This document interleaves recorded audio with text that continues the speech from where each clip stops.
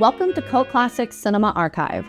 Released in 1930, Elstree Calling is one of the most fascinating curiosities of early British sound cinema. A Revue film built as if it were a live television broadcast years before regular BBC television service began, which makes it feel surprisingly forward-looking even now. It was British International's Pictures' answer to the lavish Hollywood reviews of the period, blending comedy, music, and stage variety into a showcase for what the new sound era could do. Alfred Hitchcock only handled portions of the production, but the film also survives as a rare technical artifact with stencil-tinted pate color sequences and an ambitious multi-language release strategy aimed at audiences across Europe. For modern viewers, that gives the film a special appeal. You're watching British cinema imagine the future while still discovering how sound, spectacle, and screen personality could be reinvented. And without further ado, here's the movie. Thank you for stopping by.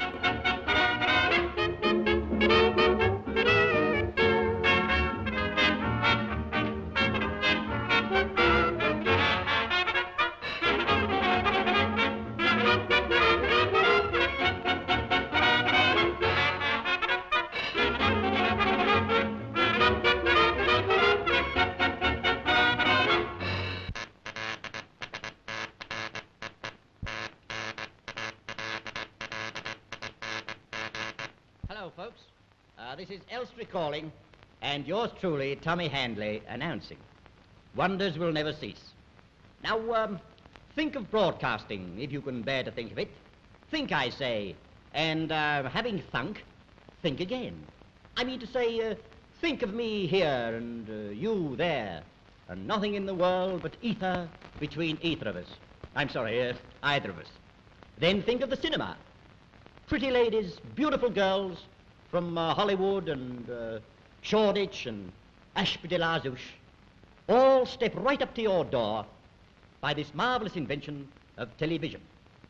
Dropped into your lap, as it was. How?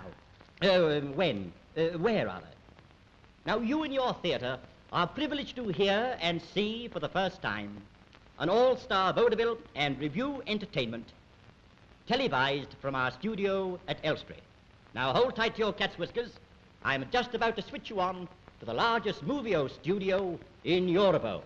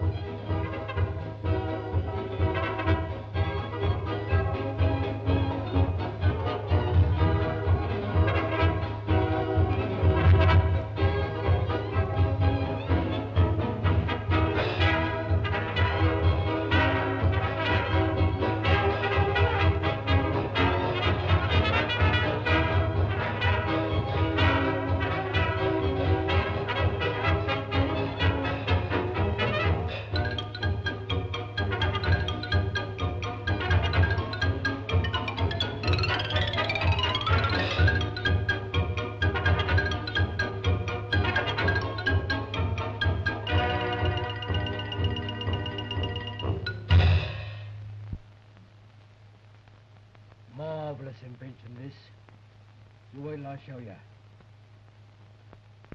The first time in any home. Well, come on, let's see it. Wait a minute. Here it comes. Look. You have just heard and seen little Teddy Brown and his band playing to you a popular tune. They are. Now, talking of Teddy Brown, I have something rather interesting about him here. The fat stock prices... I'm sorry, that's wrong. Where is it now? Oh, here we are. A large balloon came down in Oswald-Twistle, and the... no, I'm afraid that's wrong, too. Oh, here we are. A list of winning jockeys. I'm awfully sorry, I've mislaid it somewhere. However, I must tell you about it later on. Well, now you're going to see and hear the Three Eddies, the black-faced trio from Blackbirds. I can get it better. And they're going to demonstrate to you... Why didn't you leave the thing as it was? Well, it's never done this before. Here. What's his mother doing in here? You've been letting them kids get at it. No, I never. Come on, come upstairs and hear Jack Cox's set. You can hear something on that and see. Here. Come on. You've got to stop here and give me a hand. How you getting on, Jack? Fine, all right. Why, George downstairs says he's the first time in any home. Go on, Mother, just waiting for the Three Eddies now. I must have a look at the Three Eddies.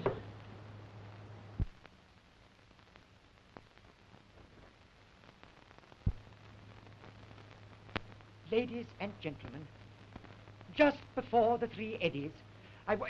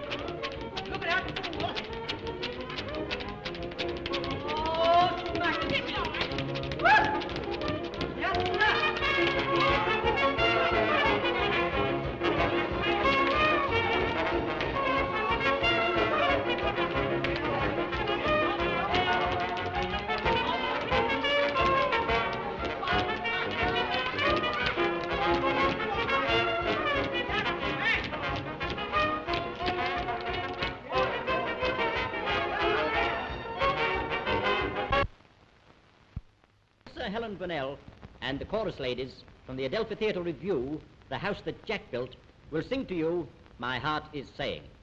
Now, speaking to the male section of the audience, I would like to mention that I have the names and addresses of all these young ladies and can be found any Saturday night at any police station.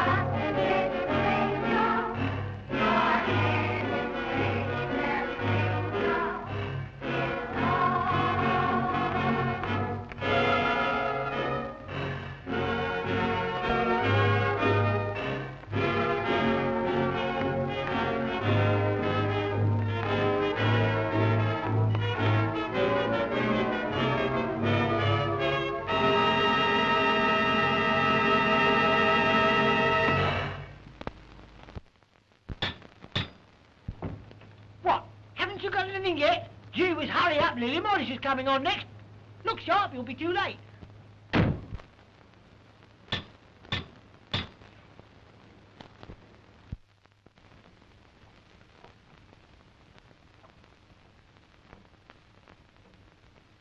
Ladies and gentlemen, it will be my pleasure to present to you Shakespeare in a manner befitting his great...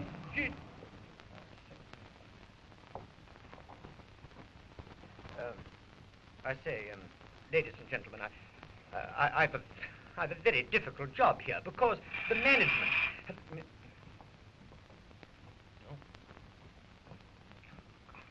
Well, anyway, my contract stipulates that...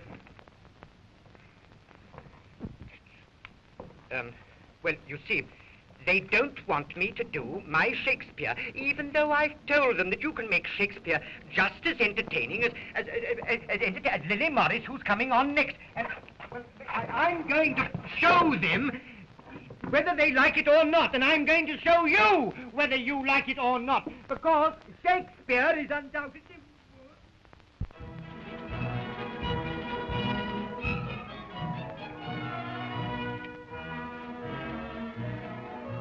Why am I dressed in these beautiful clothes? What is the matter with me?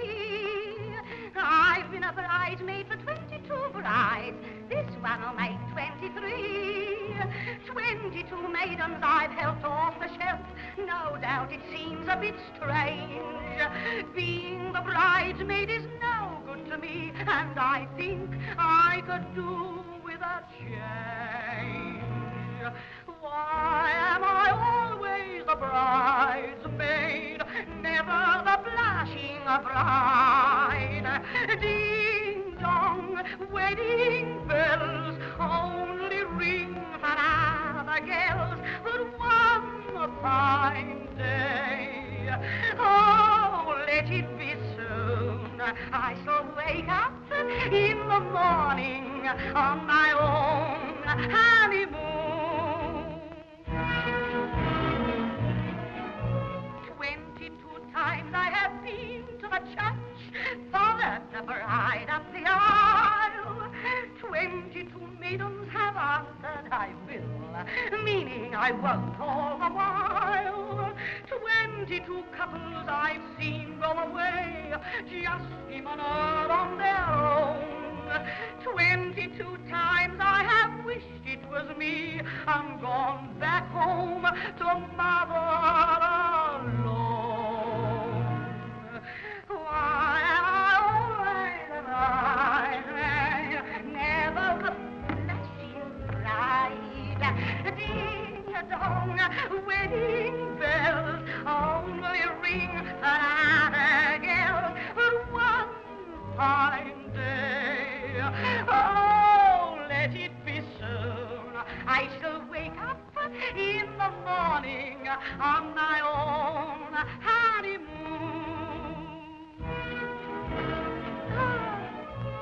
I had a good chance a week or two back. Took my young man home to tea. Mother got playful and gave him a pinch. Yes, pinched my fine Nancy from me. Being a widow, she knew what to do. No use for me to complain. When they got married today, if you please, I was only the bridesmaid again. Why am I always the bride, never the blushing bride? Ding dong, wedding, only ring of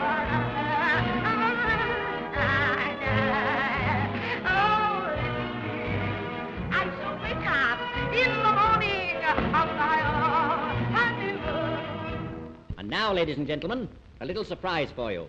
You're going to hear our latest and greatest hyper, super, all stereoscopic, all singing, all dancing, all sneezing, all talking, and all thrilling thriller. This production is the most stupendous, the most awe-inspiring, the most piscatorial production ever presented to the public. The The book is by Ananias, and the theme song by Carbonate of Soda, and the additional lyrics by Gum, starring those well-known film artists, Jamison Thomas, John Longden, and Mrs. Woman.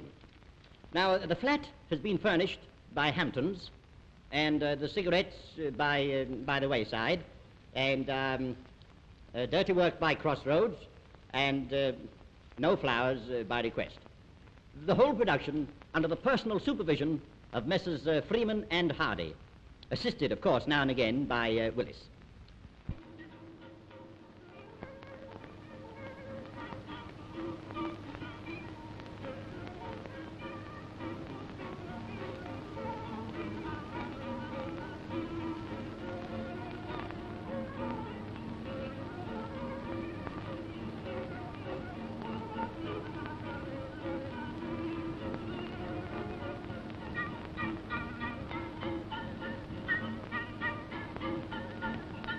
Why don't you make up your mind and let's get away?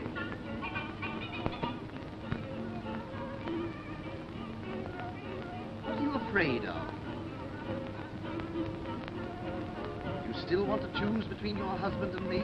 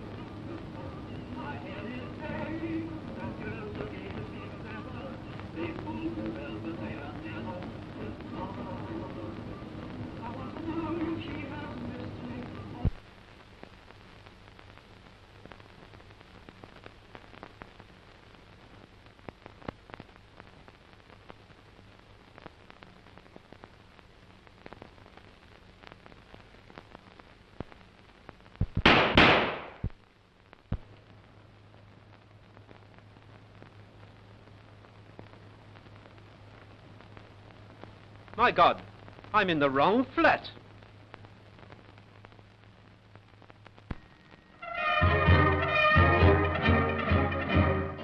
I'm a sergeant major, I'm a man of war. When I'm in a race, how I wrestle and roar. I deal with soldiers and my company. Why they go to hell for me? I'm a private man, work again, I do star on parade, and walk to see the way. I command and they obey. I may seem rough and a trifle rough, but that's the way I live. I swell inside and stand in pride, and I do star on parade.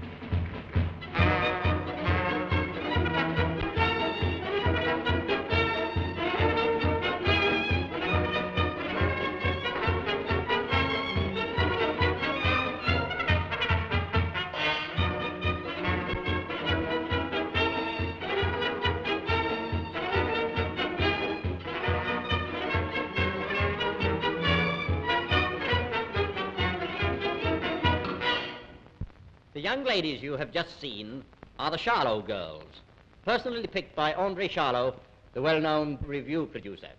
Incidentally, I have picked out one or two as well. Anyhow, that's by the way, as the man said when he threw his wife out of the charabanc. Now I'm going to switch you on to Russia. Now, Russia, as you know, is, well, it's full of Russians. And if you want to go there, you just take a tram to India, then take the first turning to the left, then fall over the precipice and go straight on, and behold, you are in Russia. Ah.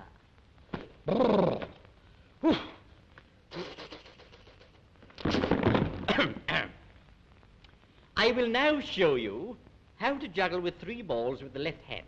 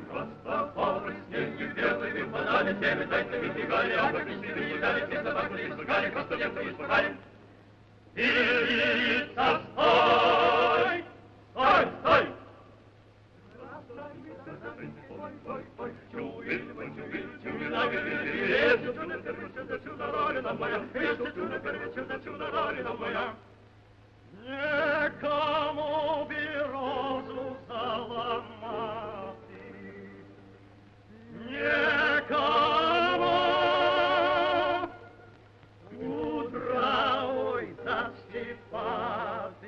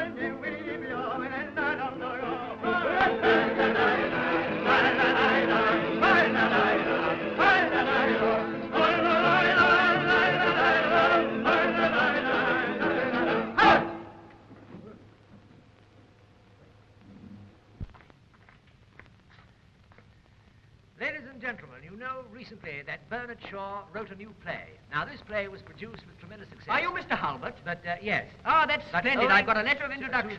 Oh, dear. Dear sir, the bearer of this is a man I've known for many years. He is the most efficient man I've ever met. His reliability is unbounded. His integrity is above suspicion, and he is altogether the most versatile man you'll ever come across. Who wrote this? I did. Oh, dear. But that's en passant. Now, no man can succeed today without making quick decisions. No. I've scrutinized myself thoroughly, and nothing will shake me in my conviction that I am the very man you want. I haven't made this decision without careful deliberation and thought. You may not know exactly what you want me for, but that is where I can be of inestimable value to you, in pointing out the vital things you lack. Now sing the chorus. Oh, dear, dear, dear, dear. Interruptions are a waste of time. Time is too valuable. Today, everything is speed. Mental efficiency is the crying need of this moment. I said mental efficiency. Has it ever occurred to you that one of your feet is larger than the other? Has it ever occurred to you that your nose is not straight? Have you ever lain awake at night pondering over these problems? Now, I tell you that what this country needs is better methods of salesmanship. Lloyd George has said it, Baldwin said it, and I've said it. Push and go, that's what our salesmen need. Trustfulness, energy, have driving force. Get your point home, never take no for an answer. Trustfulness, insistence, and courtesy. We must adapt our goods to meet our customers' needs. Alter our models, give them what they want. Flexibility, inventiveness. Send ambassadors of trade everywhere. And let this be their slogan. Reliability, fair prices, and courtesy. Isn't the moral obvious? Everywhere we're losing our markets, but I have the remedy. Plenty of capital, plenty of credit, plenty of courtesy. The entire press of the country agrees with me. Yeah, absolutely. I say the entire press of the country agrees with me. Now, they will tell you, I said they will tell you that the only way to save our trade is by advertising, blowing our own trumpet, and courtesy. Now, wait a minute. Now, do you know, have you any idea? Do you know, has it ever occurred to you, do you know what has made Sunlight Soap famous? Do you know what Sunlight Soap is useful for? Yes, I do know. Do you know That's the another thing I'll percent... tell Wait you. a minute, I'm telling you now. Do you know that the output of Austin cars is between 600 and 700 a week? And do you know why? Because it's due to energy, push and go, and plenty of courtesy. Now, wait a minute. What's the matter with you now? Now, you came up to me just now, and you did that, didn't you? Yes. And then you did that. Yes. And then you did that. Yes. And then you did that. Now, I don't mind that, and I don't mind that, and I don't mind that, but don't do that. And I won't have it. I understand that.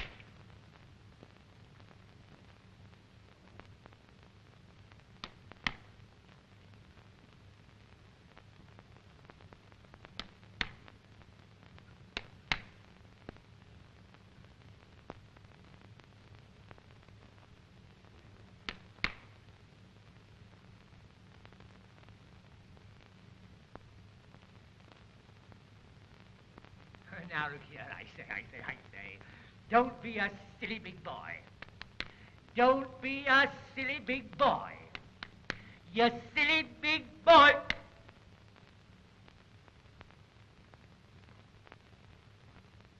Now, there's a lot in what you say.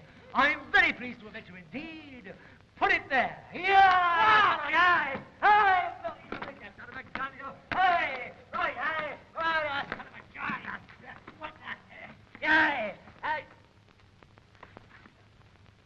I cannot tell you how glad I am to have this unique opportunity of thanking you for your courtesy.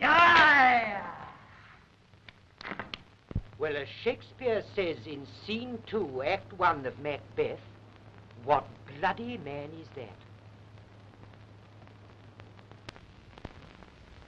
that? We were very lucky the other day to catch Mr. Will Fyffe, the famous Scots comedian, just before he embarked to America.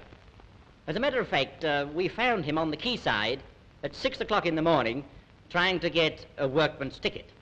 Anyhow, we rigged up our recording machines and cameras and persuaded Mr. Fyffe to give us a short lecture to the country at large on whether Scotch whisky loses its flavour when taken in +4s. And now for a little Scotch. Talking of Will Fyffe,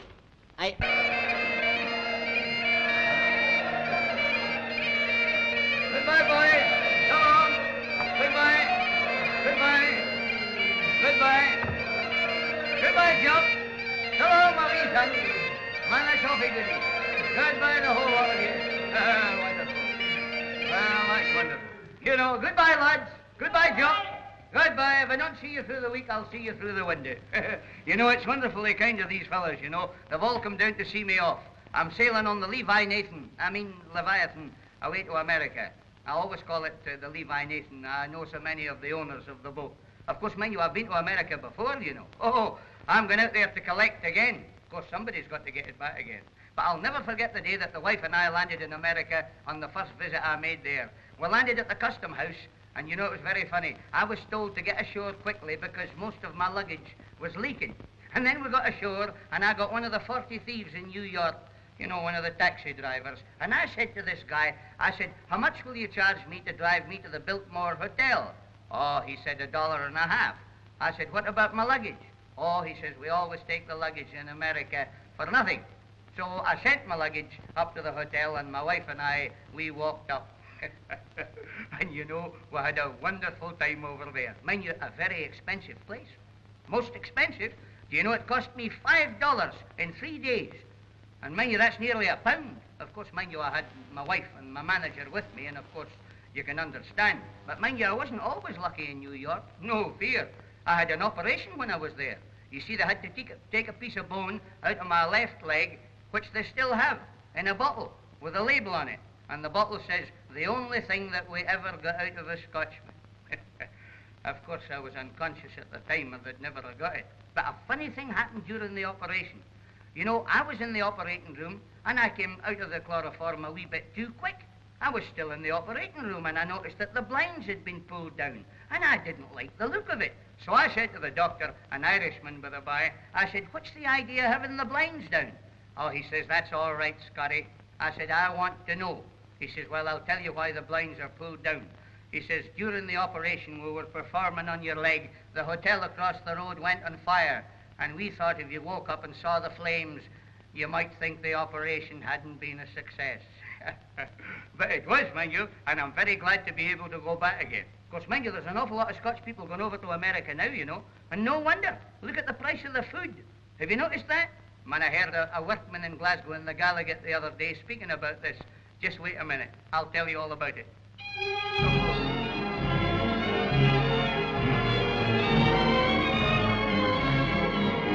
It's really high time that something was done to alter the way that the country is run.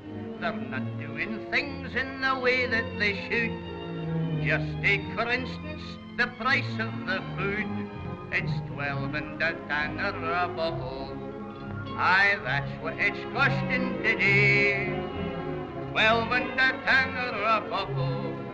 Man, it takes all your pleasure away. Before you can get a wee drappy, you have to spend all that you've got. Ah, how can a fella be happy when happiness costs such a lot? Oh, it's terrible, you know. This is just great to Scotland. Now, I used to go out with some old friends of mine when whiskey was cheap and it went down like wine. Now, I never meet them, I'm sorry to tell, for I chip round the corner and I drink by myself, since it's 12 and a tanner a bottle. Aye, that's what it's costing today. 12 and a tanner a bottle. Och, it takes all your pleasure away. And before you can get a wee drappy, you have to spend all that you've got. Ah, how can a fella be happy when happiness costs such a lot? I tell you, 12 and a tanner a bottle. That's what it's costing today. 12 and a tanner a bottle. Man, it takes all your pleasure away. And before you can get a wee drappy, you have to spend all that you've got. Ah, how can a fella be happy when happiness costs such a lot?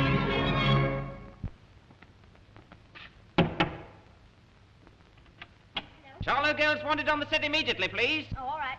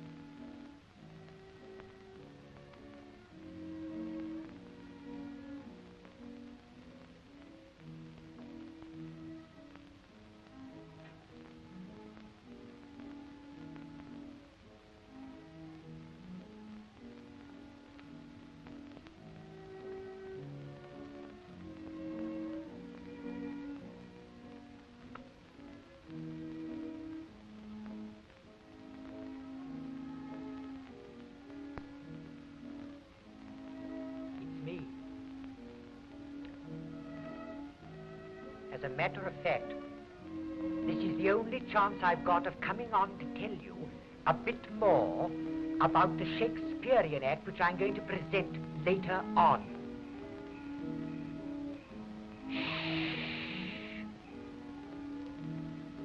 For as you know, Shakespeare is usually presented in a rather dull and uninteresting manner. Take, for instance, the famous soliloquy from Hamlet, in which Hamlet himself says to be, or not to be. To be, or not to be, that is the question. Whether 'tis nobler in the mind to suffer the slings and arrows of an outrageous fortune, or to take arms against a sea of troubles, and by opposing end 1,000 ills the flesh is heir to. to die, to sleep, perchance to dream. Aye, there's the rub. But when you see my version, which I am determined to present, in spite of the management, you will notice that in that version I give you romance, pathos, mother love, sex appeal, youth,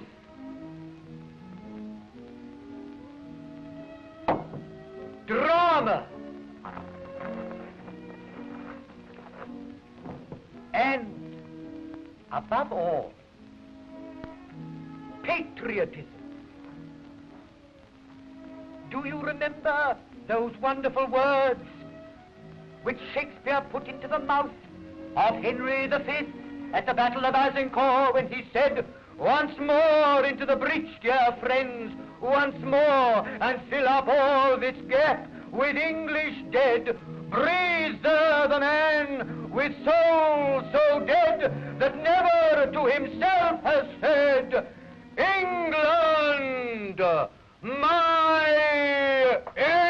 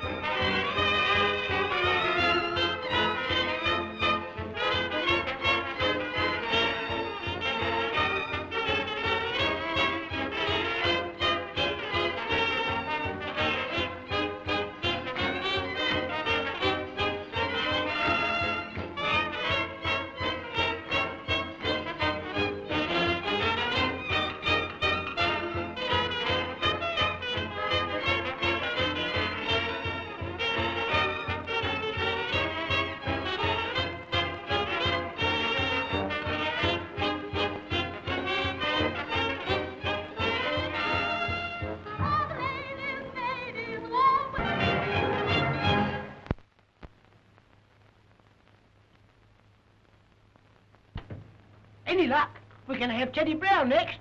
That set's going marvellous upstairs. Yes, but there are sets and sets. Here, Emma, pass me that soldering iron. Whoa!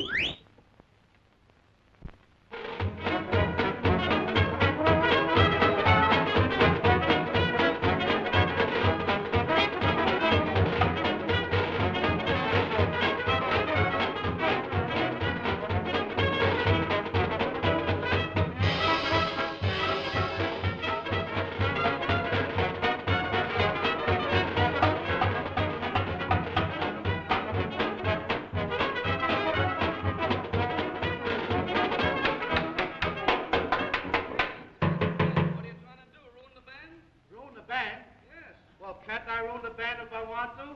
It's my band. And don't you annoy me now, or I'll scream. Oh, will you? Yes, I will. Now, listen, I'm going to show you something that I've been practicing.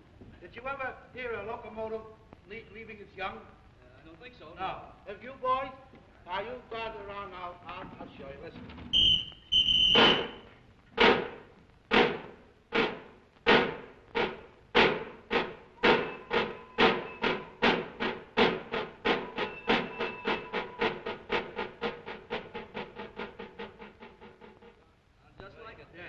I know. I thought of that before. Yeah. Now listen. Did you ever see a Hebrew parade? No, you didn't. Did you ever see a Hebrew parade? I got one on you. To the bank. To the bank. To the bank. To the bank. Funny, huh? And did you ever go along on a Sunday and hear something like this?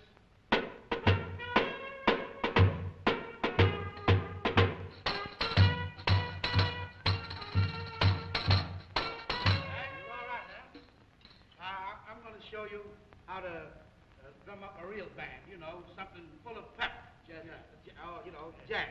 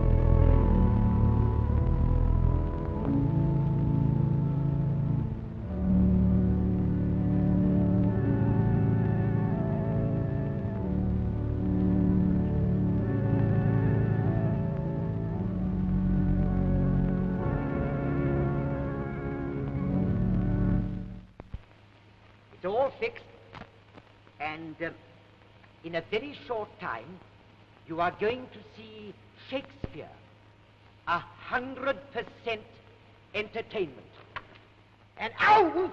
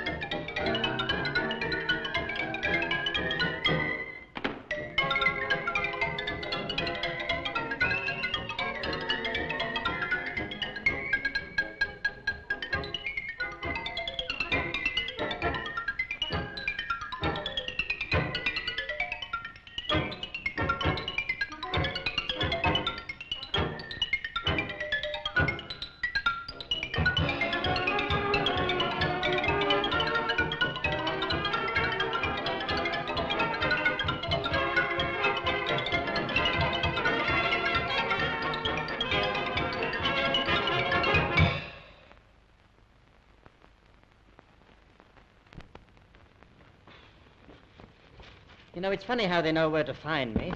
As a matter of fact, they want me to read the weather report, which I missed out last time. However, here it is in brief. Today's weather report from the Air Ministry. There is a deep depression traveling from the north, and my mother-in-law arrives here tonight.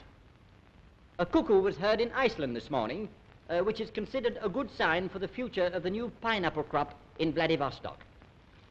Snow fell in Limehouse last night, owing to the fact that there was nothing to hold it up. Now, apart from these facts, I understand that Mr. Jack Hulbert of the Adelphi Theatre is of the opinion that we ought to have a little opera in this review. Now, as you know, Mr. Hulbert has had his voice trained by the well-known Swiss yodeler, young Frau. And he has collected 3 friends of his from Covent Garden. He doesn't say whether it's the opera or the market. However, they're going to indulge in a little 4-part harmony.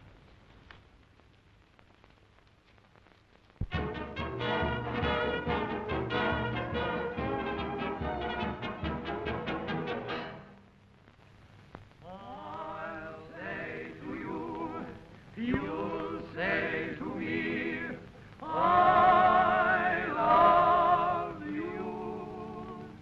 Never be blue, happy we'll be, just sweet love.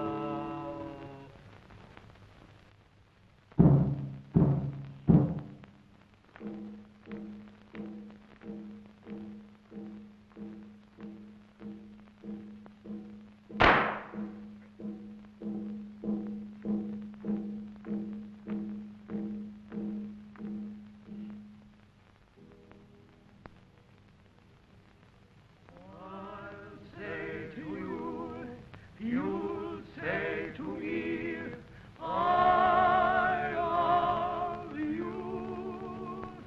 Never be blue, happy we'll be, just sweet love.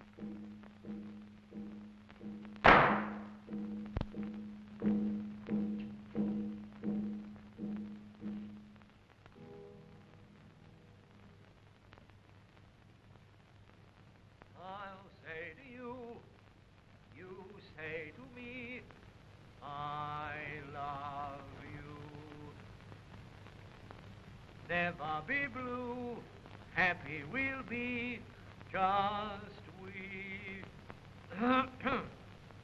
We'll be and cool like sweethearts do, and when we're through.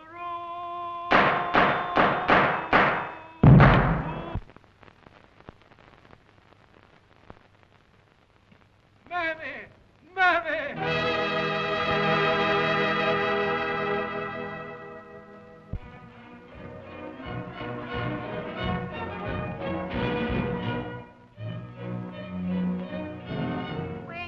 Up your Sunday morning papers, it's nearly always trouble that you read.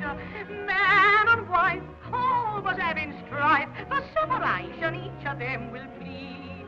Now if the woman only used a little bit of tact, with happiness they always would be blessed. Do the same as I do, and you never ever row. Believe me, my old man's one of the best. I wake him every morning when the clock strikes 8. I'm always punctual, never, never late, with a nice cup of tea and a little round to toast. The sport in life and the winning post. I make him nice and cozy when I toddle off to work. I do the best I can, for I'm only doing what a woman should do, 'cause he's only a working man. That's all he is. At 6 o'clock when public house is open, like a hero he'll get out of bed and then, oh, he'll go to the pub, you know, and mixes with his fellow working men. He lectures them on labour, says, God bless the working man. By everyone my husband is admired, comes home and has his supper, then goes into bed again and falls right off to sleep, worn out and tired. I wake him every morning when the clock strikes 8. I'm always punctual, never, never late, with a nice cup of tea and a little round to toast. The sport in life and the winning post. I make him nice. Goodbye, Jack. Off to work. I do the best I can, for I'm only doing what a woman should do, 'cause he's only a working man. I wake him every morning. Oh, that's whatever. Here's a nice cup of tea, a little round the hour, a fortune life. I make him nice and cozy, then I toddle off to work. I do the best I can, for I'm only doing what a woman should do, 'cause he's only a working man.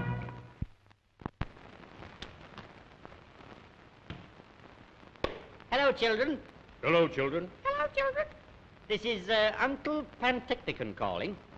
And now I wish to wish all children a very, very happy birthday, especially the following. Rip Van Winkle, Peter Gurney, Peter Davy, Peter Robinson, Uncle Tom Cobley, and all.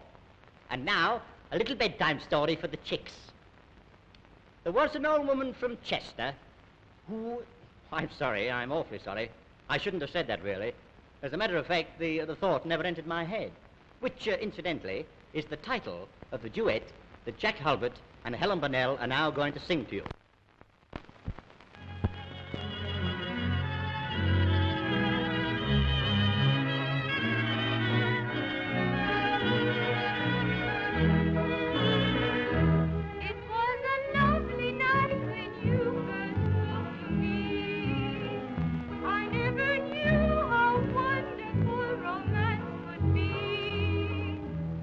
I never thought that such a miracle could be my lot. I cannot tell you what a pleasant thrill I got. Love at sight of such a night. Believe me, the thought never entered my head. Then you smiled and spoke to me. I thought I was dreaming. I seemed to be all at sea. Then you held me in your arms and kissed me. I'm with a start in our place. I knew that I loved you, that you could love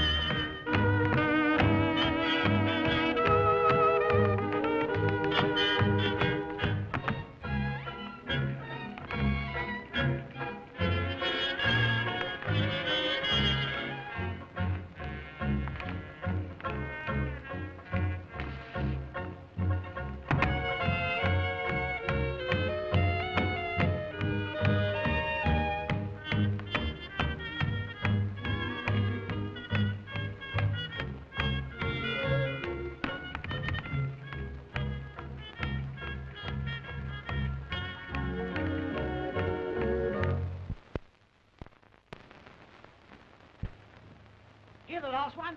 Beautiful. The three-head is next. Well, I'm going to get him soon. It's coming up lovely. He's coming. He's coming.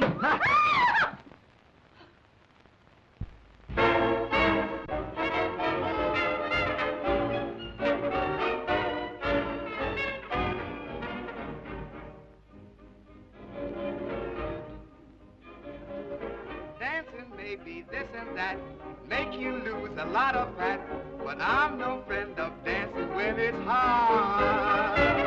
So if you are a dancing fool and love to dance but can't keep cool, bear in mind the ideas that I've got.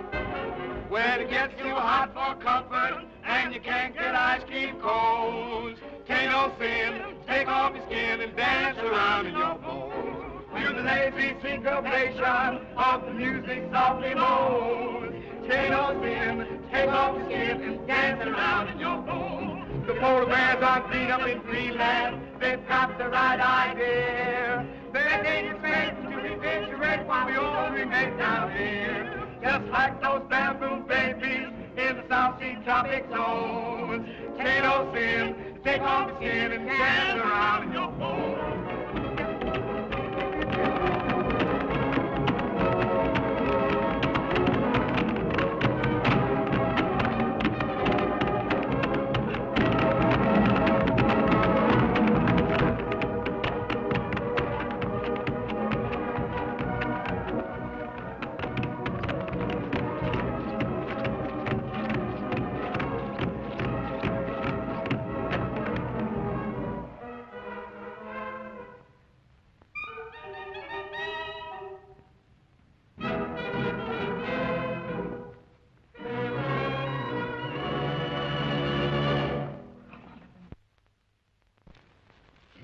Well, hello, everybody. At last we've found room for Mr. Calthrop to do his Shakespearean item. Mr. Calthrop, as you know, is the greatest Shakespearean actor in captivity. He had a very large and extensive training at Stratford-on-Avon, and his name is inscribed to this day on the slate of every public house in the town. He has chosen for his subject tonight The Taming of the Shrew. Why, I don't know. In which he will do his marvelous impersonation of Douglas Fairbanks. He has really shown good taste in choosing for his leading lady, Miss Anna May Wong. And now for a little Shakespeare.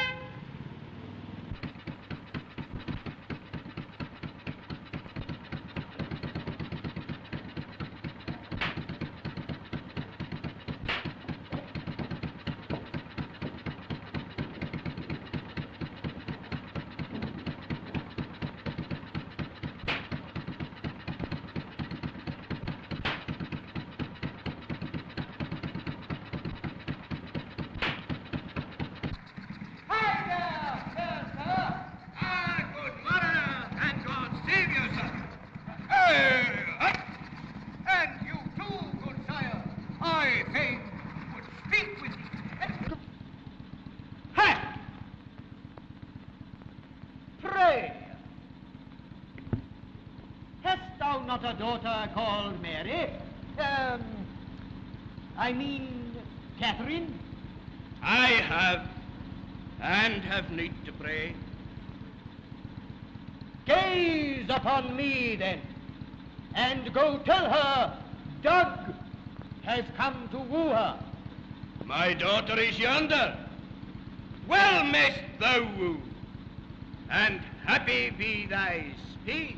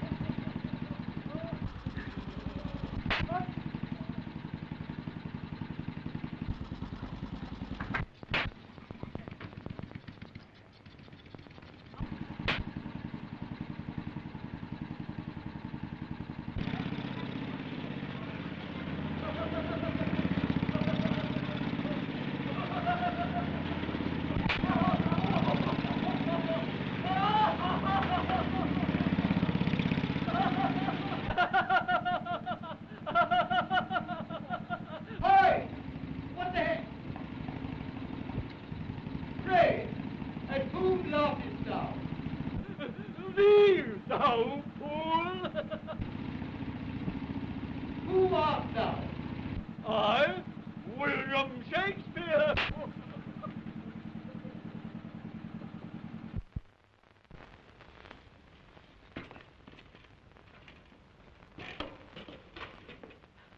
Excuse me dashing in like this, folks, but I've a very urgent message for you.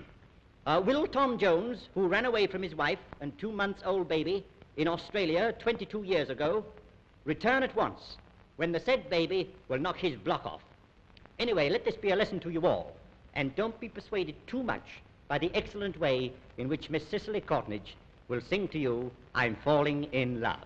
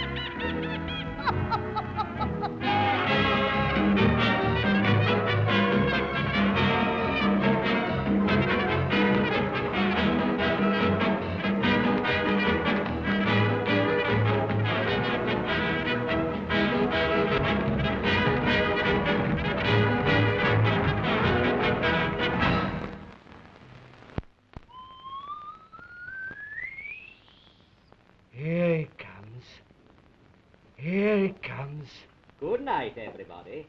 Good night. Good blind O'Reilly.